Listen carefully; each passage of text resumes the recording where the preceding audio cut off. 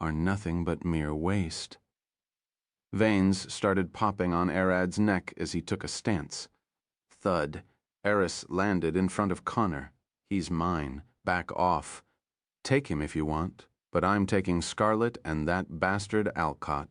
Connor growled, but he then felt his skin crawl. You don't get to decide that, Arad growled, clenching his hands on the sword. Frightful presence. Eris stared at Arad. It is heavier than that of a sorcerer or a half-dragon. It took her a second to realize. Swash. Eris lifted her hands and aimed at Arad. Die, plasma ball. She fired 3 condensed plasma orbs of immense heat. Narak, Lorm, Grok, Rock, or Rak. Arad lunged forward, running on the tips of his toes like a wolf. If a human sorcerer can tap into the hidden power of their ancestors, why can't he do the same? He's a dragon, and his ancestors were dragons, so they must leave some power. Deep into Arad's head, and from the fragmented memories that Mom had, he could see the image of a swordsman swinging his sword, running toward a massive castle. I can use all my skills at the same time. Layer the vampire regeneration and wormwolf acrobatic skills with my draconic strength and durability. Arad glared forward with a stern face. Arad started actively drinking the blood in his stomach to heal, activated Wormwolf uncanny physique, and tensed all of his muscles to rip the burned flesh off. Arad's wounds rapidly healed as he approached the first plasma ball, Void Dragon Claw. Crack. Arad swung his sword down, cutting Eris's first plasma ball in half. He simply covered his sword with void instead of fire to suck everything that he cut into his stomach. Puff. The plasma ball disappeared without a trace, causing Eris to gasp. What? Where did it go? Clang, puff. Clang, puff. Arad sliced the 2 plasma balls and swung at Eris's neck. It's simple. All I needed to do was replicate his moves. I never knew that running on the tips of my toes could be faster. As Arad's strike raced toward Eris's neck, he could hear Connor laughing in the back, swinging his claw at Ginger, who was protecting the dying Alcott. I'm not fast enough. I can't run there. Arad's brain started working faster and faster. Void walk. I can teleport there, but the spell takes a second to activate. I won't make it. Arad could see the image of the swordsman fading into the darkness of his void. That's right. You were a mere human. She's stronger. His vision shifted to the image of a massive draconic shadow. Void walk. Void steps on. Arad's body disappeared as soon as the blade touched Eris's neck, leaving her shivering on the ground. She touched her neck. There was blood, but just from a scratch. He didn't cut me more than skin deep. She looked around. Where did he go? She gasped. Zon Arad appeared between Connor and Ginger, swinging his sword at Connor's claw. Connor flinched again, remembering how his eyes were gouged. Clang! Arad sliced one of his claws as he retreated. What was that? Connor looked at Arad, this fear in my skin. I can feel it crawl down my spine. Connor could feel the hair on his back standing. He was unintentionally trying to make himself look bigger. It's a dragon's frightful presence, Eris shouted. A sorcerer or a half-dragon can usually only scare people, but that man is capable of using a true dragon frightful presence. Eris stabbed her hand with a dagger. It acts like magic, drawing fear from inside the mind and making you hesitate to attack or defend. Thud. Eris rushed toward Connor. He's using it against us, making us less effective at defense, attack, and coordination. Connor bit his own arm. The pain could help him resist the fear effect of Arad's frightful presence. Connor healed his claws with a thud as he stared at Arad. You really gave us a scare? This is why I hate unexpected variables. He smiled. Your tricks won't work on me again. What's so amusing? Why are you laughing? Arad's voice became deeper and deeper. What do you think those 2 are? He glared at Connor with a ghastly face. Arad's mind jumped away from the Dracana and started skipping into the distant past of his blood, looking for powerful ancestors. He soon stopped in front of a titanic 5-headed Dracana. You're my descendant, but I only grant power to chromatic dragons. The massive Dracaena was the first one to speak, as if she was feeling Arad's consciousness in real time. The titanic Dracaena smiled. But check with my husband. He might help you. The Dracaena disappeared, and Arad found himself in a white room, glaring at the back of a white-haired old man sitting on a wooden chair.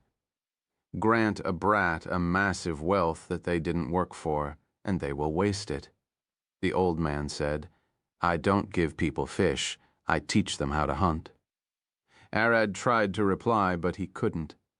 His body felt hot and burning. Void is like any other element. You can't truly understand it until you feel it. Let it burn, suck everything into your stomach and eat it. The distance between Arad and the old man expanded. Void dragons are the ones who erase. Thud. Connor sees Arad zoning out for a second, so he jumped forward, clawing him across the chest. Arad's blood splashed onto Alcott's face, waking him up. The first thing he saw was Arad's body falling to the side, wounded, his eyes expanded, glowing with a golden light.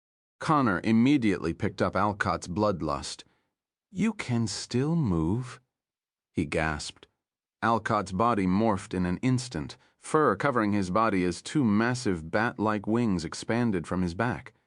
But he could feel a sharp pain in his chest. He won't last any longer.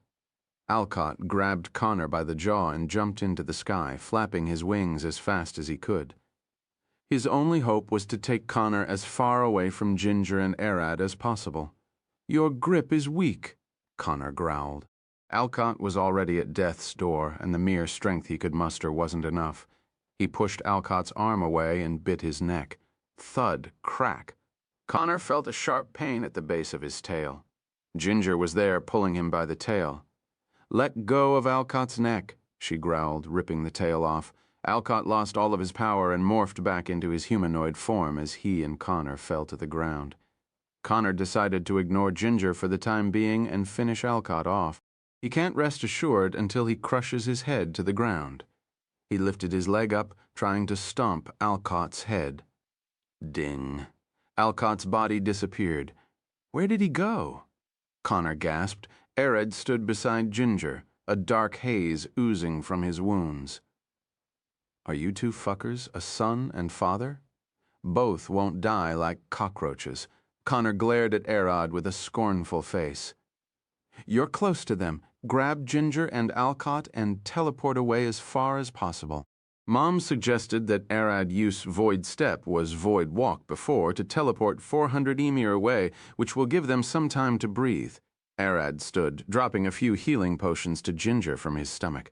I'm going to kill him, Arad growled, glaring at Connor Chapter 235. The butter knife strikes back, clap. Arad lunged forward, teleporting behind Connor with Void Step. He then swung his fist down. Whoosh! Connor turned. You're slow. That teleportation is the only annoying thing you can achieve. He swung his claw and cut Arad's arm. Crack! Arad's arm popped back out immediately, and he swung it at Connor's face. Novel. Muth. Thud. Connor blocked the punch with his forearm. I can smell that you're a vampire. Where are you keeping blood to heal yourself? Sidzle. Connor's fur started disintegrating under Arad's fist as the void covered it. Swash! Connor swung his claw at Arad's neck. Chop! Arad swung Alcott's sword up, cutting Connor's wrist. That weapon is sharper than what should have. Connor smiled as his arm regenerated. You really remind me of Alcott. You're even using his weapons. Swash! Connor swung both his hands at Arad, sending a barrage of slashes. Arad lifted his fists to protect his face and upper chest. Cleave! Connor ripped Arad's arms off and severely damaged his upper torso and face, but there was a problem. Connor looked at his claws and the bleeding Arad. You should be in pieces. Some of my attacks didn't cut you. Some parts of Arad's body were covered with a dark mist connected to his stomach. When Connor struck him, his claws entered Arad's stomach and exited without ever managing to land a strike. As the city crumbled, the slaver from before rushed through the street and climbed over the rubble. He looked at the fight. I was right. It's that kid from earlier. He's fighting the bloody werewolf, Connor. He kept watching. Clap, Arad's wounds healed, and his wings expanded, ripping his upper clothes to shreds. Two massive horns rose from his head as he glared at Connor with glowing purple eyes. Eris stepped back. That's no half-dragon. I was wrong. He isn't a giant. Those black wings don't belong to a metallic dragon, nor to a chromatic one. She could guess Arad was a true dragon, but not his true kind. It doesn't matter. If we didn't force him into the draconic form, we didn't really drop him to 0 HP or even close. Connor, he's a true dragon. I don't. What kind? But I'm sure it isn't a metallic one. Eris shouted. We need to retreat. So you're a true dragon? Connor smiled, approaching Arad. I wonder what your flesh tastes like. Arad swung Alcot's sword at Connor. Connor swung his arm up, cutting Arad's arm, and then kicked the sword away. No overpowered and sharp weapons for you. Arad pulled the adamantine sword from his stomach and swung at Connor's neck. Slash! Connor cut Arad's second arm and kicked the adamantine sword away. Forget it. You aren't as fast as me, and that dark haze of yours won't save you every time. Feel the void. Let's cover your body like flames. Arad's body started getting consumed in a thin layer of the void linking to his stomach. His body turned into a black haze of darkness. Swash. The air started moving, getting sucked into Arad. The dirt beneath his feet crumbled as it was sucked into his stomach. Become the void, a mass of ever-consuming void. What are you doing?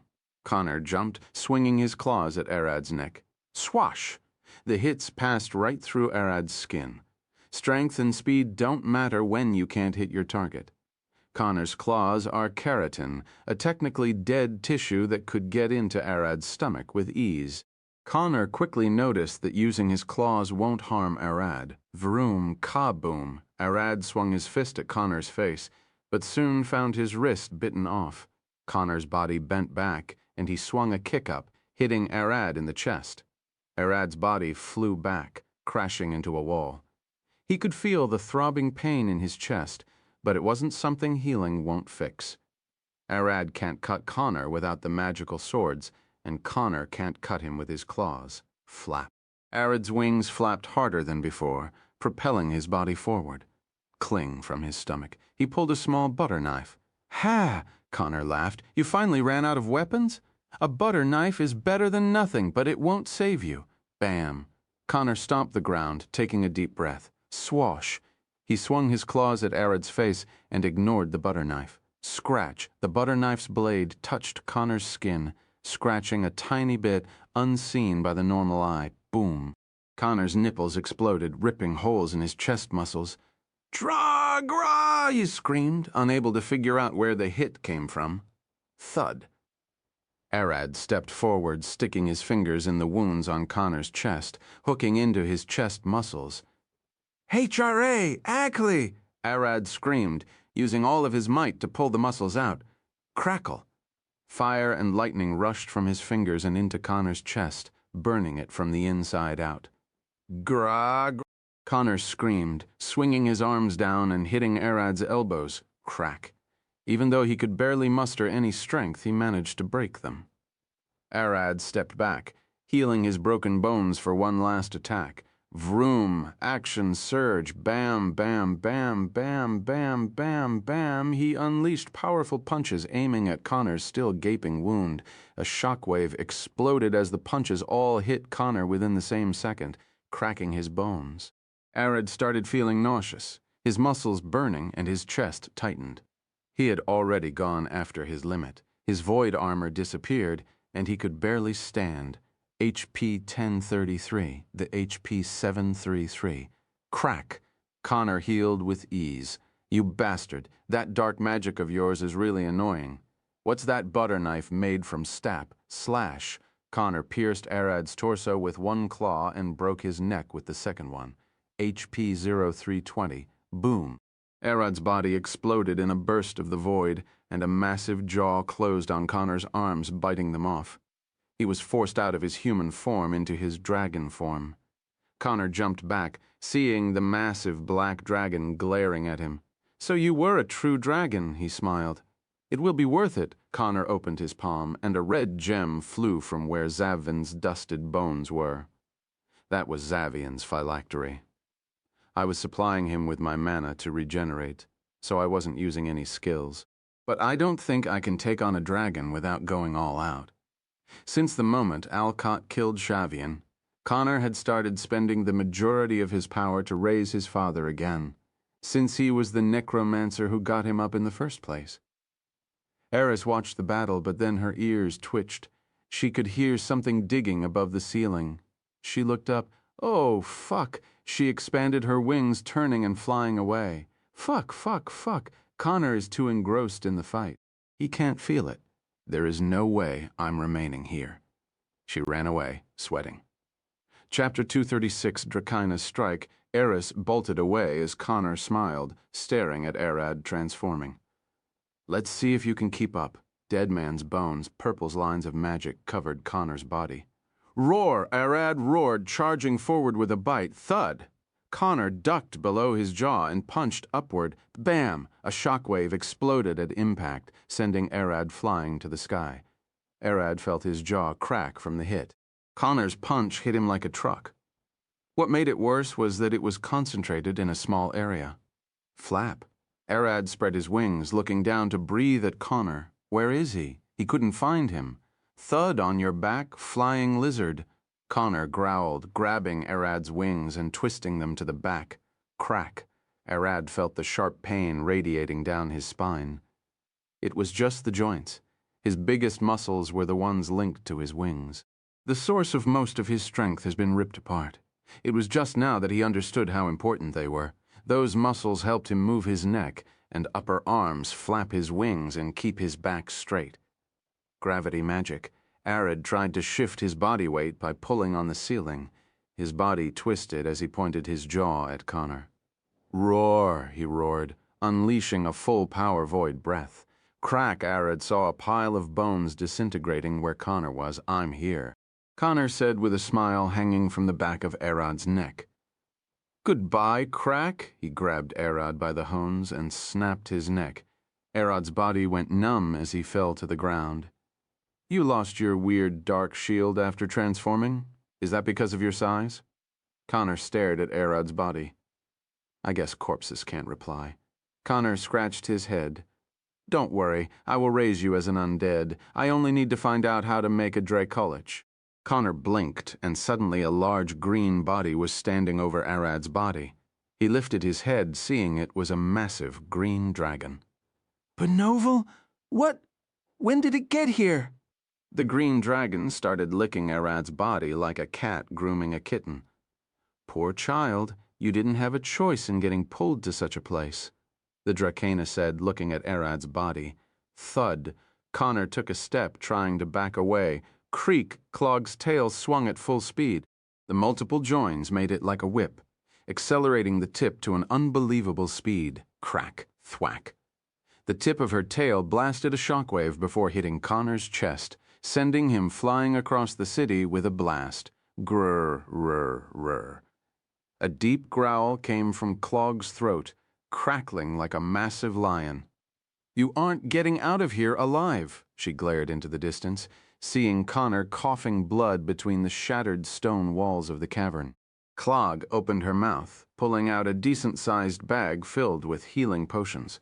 She poured the content on the ground and grabbed Arad in her claw. Crack! She snapped his neck back into place. You should recover. We dragons are more resistant to brain damage than humans. She lifted a few potions, opening Arad's jaw with her claws and putting the potions inside. Crack! Crack! She clenched Arad's jaw, making him crack and swallow the potions whole. She sighed in relief. Seeing his wings healed, Clog stood and looked toward Connor. Wait here. I will rip that bastard and acquaintance to shreds first. Ginger stared at Clog's back as she stood over Arad. She was massive. He could fit in her claw while Connor stood, seeing the massive dragon glaring at him from a distance, ready to charge. You lot keep appearing, he growled. Fine, I will kill you as well. Boom! With a single push from her hind legs, Clog's massive body blasted forward with a massive shockwave, sending Arad, Ginger, and Alcott's bodies flying back. Connor jumped to the left as fast as he could, trying to dodge. Clog lifted her right wing up, swaying her massive body to the left after him. The ground started shaking and cracking on the surface. Just the impact from her head-butting the wall where Connor has almost collapsed the cavern. Connor's body flattened with the wall as he was crushed by her hard skull. Clag pulled her head back, looking at Connor for a second before biting him, swallowing the whole corpse with a batch of stones.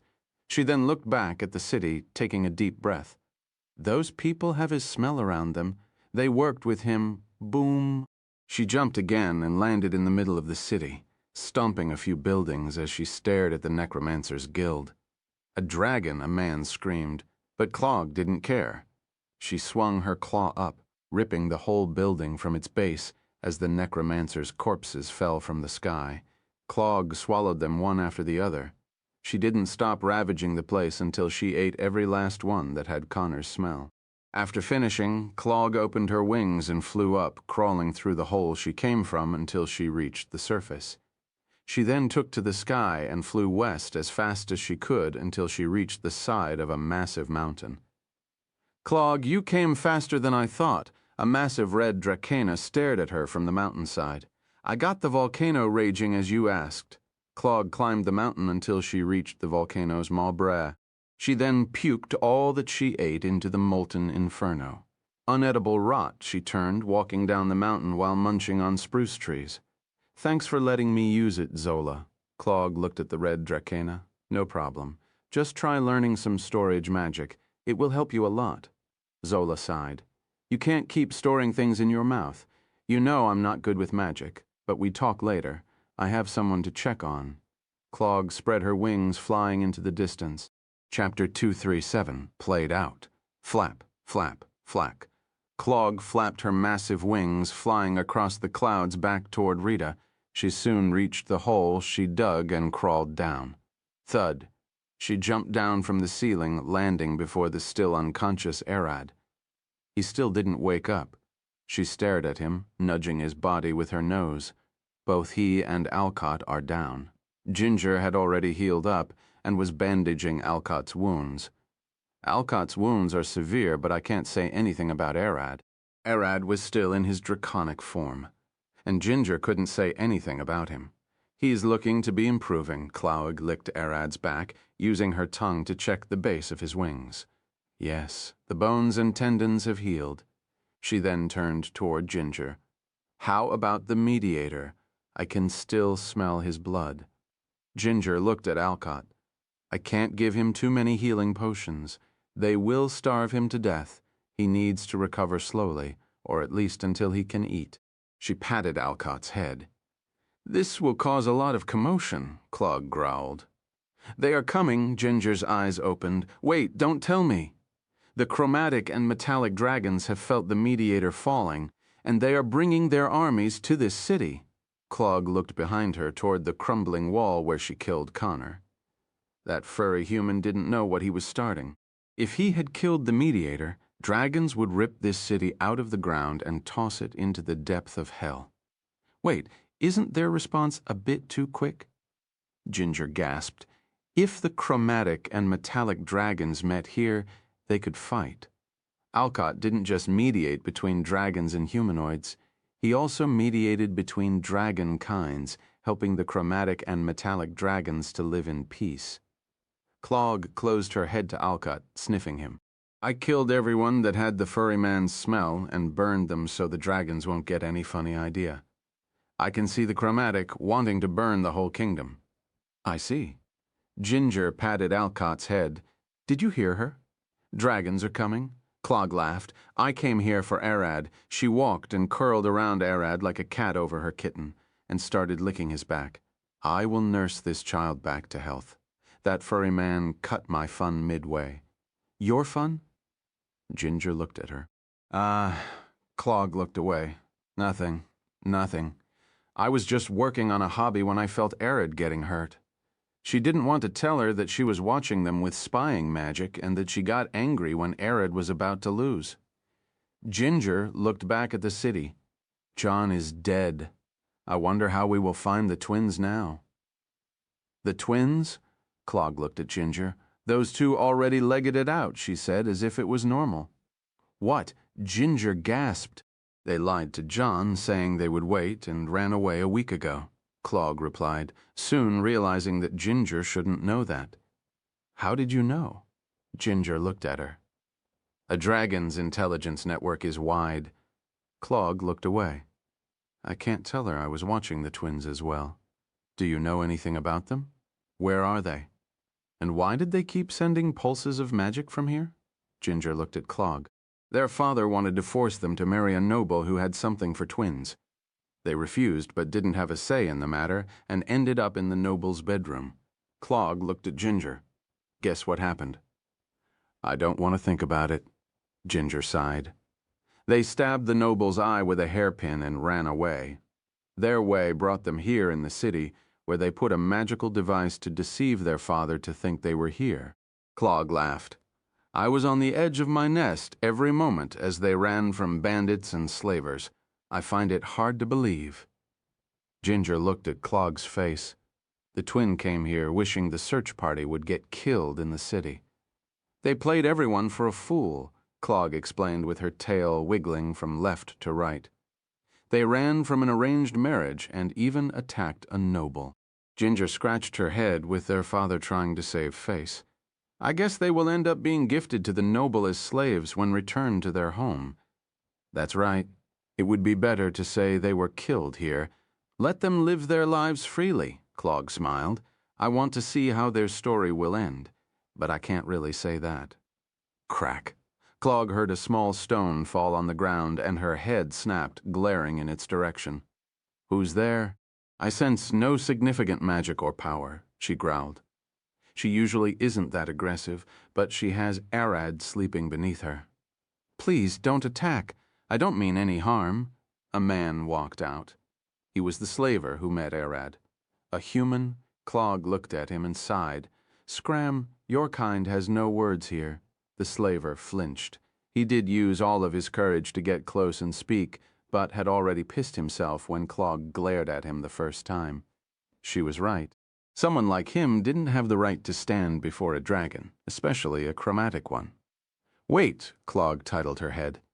Your slaver from earlier, did you come here to bring Arad his reward? I don't see her anywhere. The slaver started shaking. When did that dragon know? It just came here, didn't it? She isn't here, fled when the fight started, and is taking shelter in the slave building. The slaver replied. Then what are you waiting for, shitting yourself? Clog glared at him. Go bring her. You don't promise dragon sacrifices, and go back on your words. Clog growled, and the slaver ran away, crying. Clog turned back toward Arad and kept licking his back. I will make sure you get everything. The slaver reached the slave building and kicked the door open. The manager rushed to him. What is it? Is the fight over? Nand. Shut up and bring Tina and her child. The dragons want them? He gasped for air, standing at the wall. Fuck, it was a dragon. I shat myself. He looked at the ceiling, but having a connection with them is good business. Chapter 238. Draconic Army Eye. The slaver showed up again in front of Clog about half an hour later. He smiled, rubbing his hands together.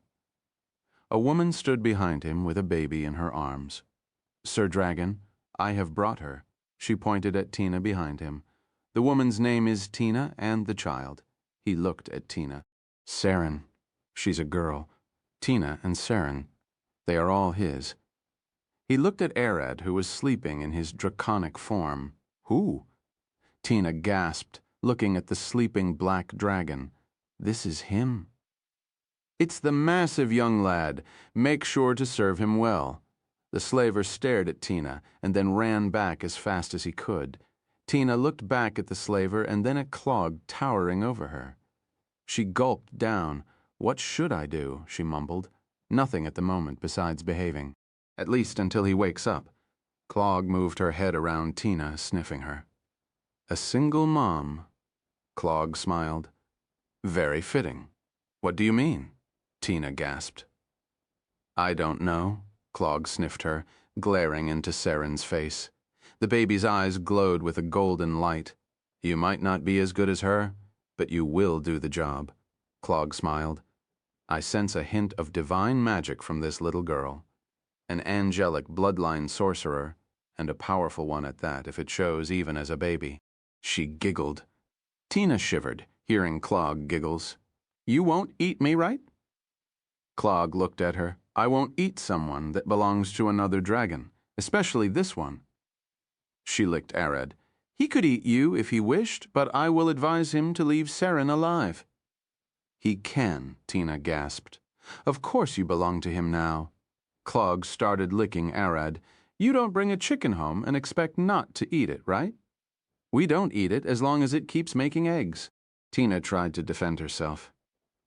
You have to deal with him, Clog replied while looking at Arad. Why do you keep licking him? Mammals give antitoxins and anti-disease properties to their children by breastfeeding them. Dragon gives them by licking our wormling and very young dragons. Clog looked at Tina. It helps him recover faster. He didn't look like a baby. Tina looked at Arad's draconic form, but he is still one, Clog laughed, now that you mentioned it. It's strange, seeing a very young dragon like him having so much power. Alcott is stable, Ginger stood. We can go. Are you sure? Did you check his pulse and breathing? Clog looked at her. He won't die even if his heart stopped, Ginger said, looking at Alcott while shoving one finger at each of his carotid arteries. I linked out the circulatory system. He can live with me, supplying him with blood. Clog looked closer at Ginger. This is the first time I saw blood link being performed by a vampire lord. Your fingers fused into his neck, didn't they? I will cut them off when he recovers. For now, he would get nutrients when I eat. That's what matters most. Ginger looked at Alcott, sad that she couldn't comb his hair. When we get home, I will slowly increase his healing. Clog nodded. Well, get on. She extended her claw to them. Ginger lifted Alcott with her wings and looked at Tina. Come, she will lift us to her back. Yes, Tina gasped, rushing after her. She's a vampire? She was both fearful and confused about the situation she ended up in, being gifted to a dragon. Clog looked at Ginger. You aren't going on my back. What? I will carry you on my palm. A dragon won't carry any creature on their back. Clog snorted. I can't tell then I don't have any way of securing them to my back. I doubt they can hang onto my scales while I climb up. Clog then grabbed Arad with her mouth like a cat and jumped into the ceiling, climbing to the surface at an incredible speed. Ginger looked up, seeing faint light at the end of the darkness. Its surface. Bam! Clog jumped out of the hole she dug and landed on the ground. Ginger froze as the dark shadows loomed. Tina pissed herself seeing the horrors surrounding the hole, and Saren started crying. The whole land was covered in a dark shadow as the winged monsters blotted the sun. Thousands, no, tens of thousands of dragons covered the sky and the land, each of them almost the size of a mountain. But their numbers and size aren't what scared Tina and Ginger. Metallic dragons gathered to the east of the hole, and the chromatic dragons to the west. Each of them was at least an ancient dragon. The undefeated draconic armies glared at each other, ready to wage war at any second. The bloodlust was unbearable until the dragons spotted Alcott's unmoving body. Bam! A titanic gold dragon flew from the metallic side, and a comparable red dragon did from the chromatic side. The two dragons gently landed beside Clog even though they were bigger than her. Zuhu, the gold dragon growled, staring at Alcott. Zuhu! Darian! The red dragon grunted, glaring between Alcott and Ginger. Darian Dukal Dom Ri. The gold dragon glared at the red dragon, growling with glowing eyes. The two dragons glared at each other silently, without blinking. Tina could feel their bodies slowly moving, and Ginger could tell their bloodlust was increasing. Bam! The two dragons lifted their claws, about to start fighting. The gold dragon said, Glad you're well. Clog looked at Ginger. The red dragon said, Glad you're well, thanks to us? What? The red dragon made it seem like it was a win for the chromatic dragons that I, a green dragon, saved Alcott, and not a metallic dragon. That infuriated the gold dragon, she sighed. The gold dragon said, "Thanks to us, your kind tried killing him before. Chromatic and metallic dragons hate each other. The fact this place hasn't been flattened is a miracle." Ginger pointed at a flower blossoming in the ground. Arad slowly opened his eyes, seeing two massive armies of dragons flying over him with a heap of bloodlust floating in the air. "Ru-oo! Eker!" he roared at the top of his lungs, going into high gear and ready to fight to the death. Chapter 239, Bonus Draconic Army. "Ru-oo!" A loud screech boomed across the plains, and Arad's voice kept getting louder and louder. Ginger and Tina closed their ears, feeling them about to burst. "Calm down," Clog cried, trying to hold Arad down with her claw. "Zon! Crack!" Her claw hit the ground as Arad already teleported away. "Where did he go?" she gasped. Zon! Arad appeared in the face of the massive red dragon swinging his claw. "Ha! Win! Rack! Here you are!" The red dragon smiled, lifting his claws to catch Arad.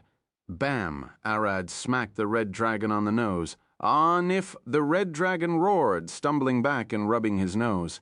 The gold dragon started laughing. "Tag IALE key. He beat you." Zon Arad appeared in front of the gold dragon's face, grabbing his whiskers and pulling on them. "Key, YIA, the gold dragon cried at Lodny. Get away from me." He swung his claw at an incredible speed and caught Arad thud. He managed to catch him.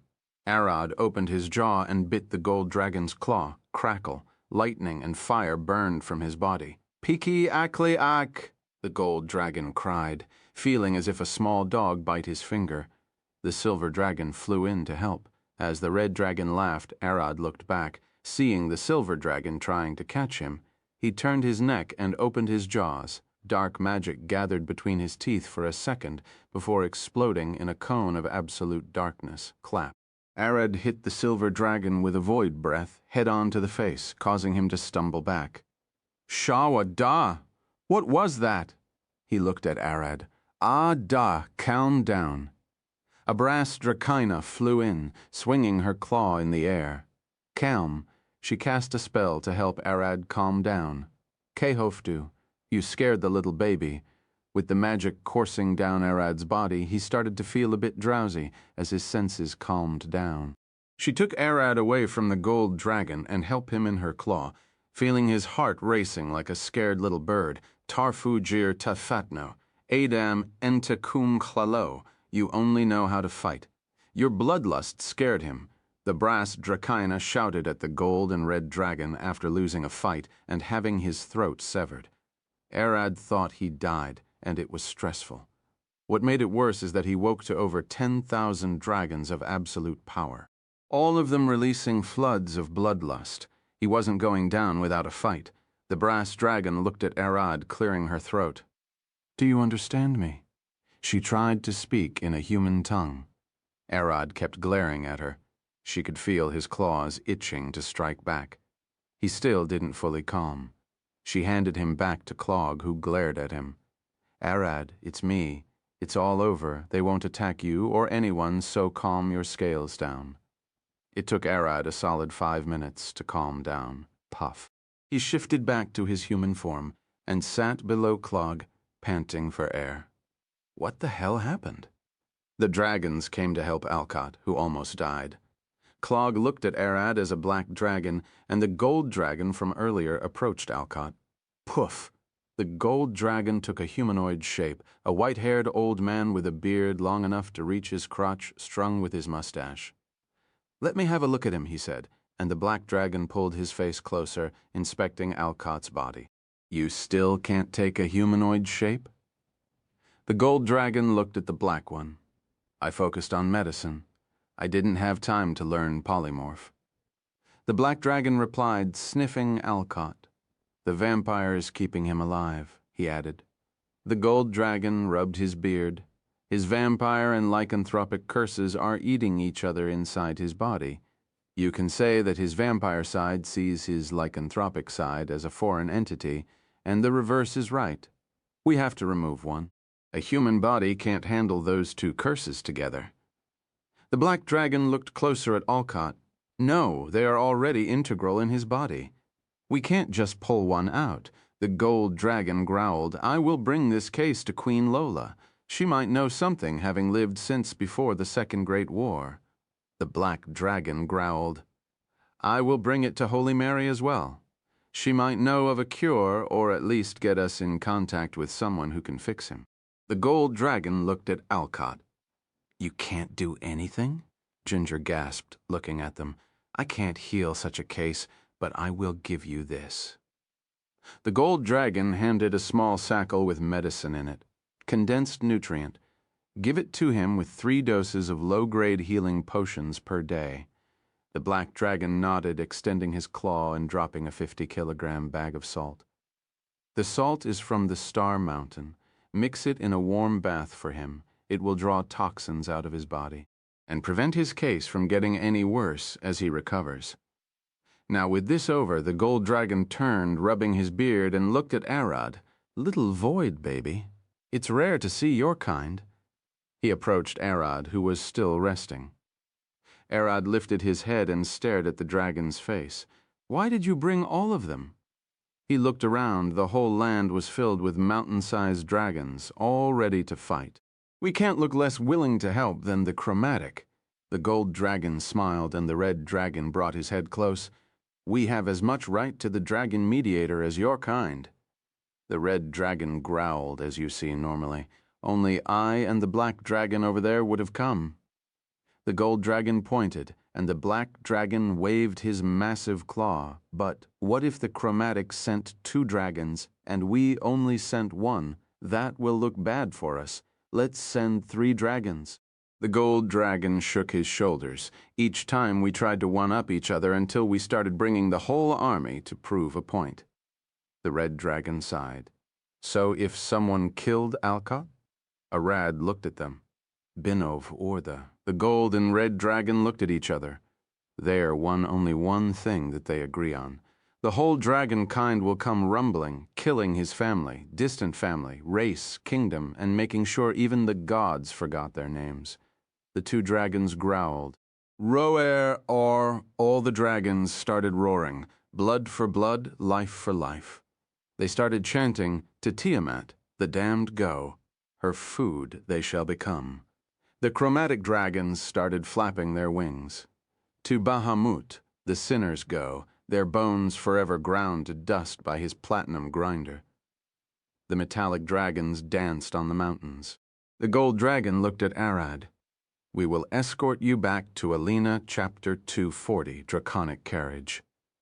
You will only cause panic, Arad sighed, staring at the dragons. The red dragon drew closer to Arad, lowering his head to look him in the eyes. We have no intention of risking the mediator's life. The gold dragon sighed, combing his long white beard. I hate to agree with him, but we won't let the mediator get back home alone. Give up, Arad. Clog looked at Arad. Those dragons won't back down. Clap. The gold dragon clapped his hands. So we are. He smiled as a large golden carriage emerged out of nowhere. Please load the mediator inside. 10 metallic dragons, 2 silver, 5 brass, 1 copper, 1 gold, and 1 bronze, flew down, shifted into humanoid form, and started working on transporting Alcott and Ginger into the carriage. Then I will call beasts to draw the carriage. The massive red dragon growled, looking back. Reigen, bring the lizard, he roared, and a massive blue dragon flew in, carrying a massive steel cage. Arad felt a shiver down his spine. The monsters inside were 2 titanic blue lizards with 12 legs, 2 ram-like horns, and lightning dripping from their blue skin. Be here? Ginger gasped, looking up. Are you sure those things are under control? The blue dragon laughed. I raised them from eggs, don't worry. They are as tamed to as dogs to your kind. Bam! He landed in front of the carriage and released the beheers. My name is Reigen. I rain monsters for the Chromatic Army. He looked at Ginger with a smile. Hoy, don't try to promote your business to the mediator, a brass dragon growled. Reigen looked back. I'm introducing myself, but I won't mind selling a monster or two to the mediator if he needed some. Ginger sighed. One of those monsters is enough to level a city, and you're using them to draw carriages. Arad looked at the Behers, Tina and her child hiding behind him. They are strong, they are. You can't even defeat those Behers, let alone the dragons who trained them. Mom sighed. Your first goal will be reaching S rank in solo, defeating S-class monsters like those, then dragons. Master Arad, those monsters are, Tina held Saren tightly on her chest. She felt them glaring at her like food. Arad lifted his hand, touching the Behir's nostril and pushing it back. She isn't food. The gold dragon smiled, seeing a crawling baby pushing a large bulldog from the nose to get him away from his toys. The Behir stepped back and looked at Arad, tilting its head in confusion. The blue dragon laughed. Be careful. They might bite your hand off. Well, not intended that it. He approached the Behirs and started patting them with his massive claw. The Behir started nibbling on his claw and purring like cats. This is them playing, but the force of their bite is still enough to hurt you. The gold dragon approached Arad. He's right. So be careful until you at least become an adult. Arad stared at the gold dragon. You already know what am I. Of course I do. Voidborn. But that doesn't change the fact you're a dragon no matter how much power you amass. It will be useless without the experience and technique to use it. You will get those when you become an adult and through training, he smiled. You need a dragon mentor to teach you how to fight like a dragon care if we send one to train you? Hoy, Goldie, don't you dare send anyone, the red dragon growled. We will send one as well if you did. We can't have you be the one taking steps forward. Jealous, the gold dragon smiled, and call me Kinryu. Thud, a silver dragon landed beside Kinryu. General, we need to start moving. We don't want to attract the attention of any world powers. Newville, you're right. He waved his hands. Let's move. We talk on the way. Can't you just fly us to Alina? And what are world powers? Arad looked at Kinryu as Tina and her child rode beside Ginger and Alcott. The carriage started moving, and Kinryu was ready to answer Arad's question as the armies of dragons surrounded them for protection. We can't fly you there since the change in pressure could harm the mediator. The carriage is designed to eliminate all vibration so he can be moved safely. Kinryu smiled. Then who are the world powers that Silver Dragon mentioned? Arad asked with a serious face. Kinryu closed his eyes. World powers, he looked at the sky. Ancient warriors from the era of the gods. Our Queen Mary is one of them. The same for the chromatic Queen Lola, he sighed. The red dragon flying in the sky drew near. An active one is an alchemist, Olivia. We thought of getting medicine from her, but that proved hard as she barely speaks with anyone. Yeah, I was wondering if I could ask Her Majesty Mary to speak with Olivia to make medicine for the mediator. He looked at the sky, but we need to get back for that. An alchemist? Is she that powerful? Arad looked at Kinryu. She managed to create the elixir of life with the help of the moon goddess. That made her immortal, so apparently killing her is impossible.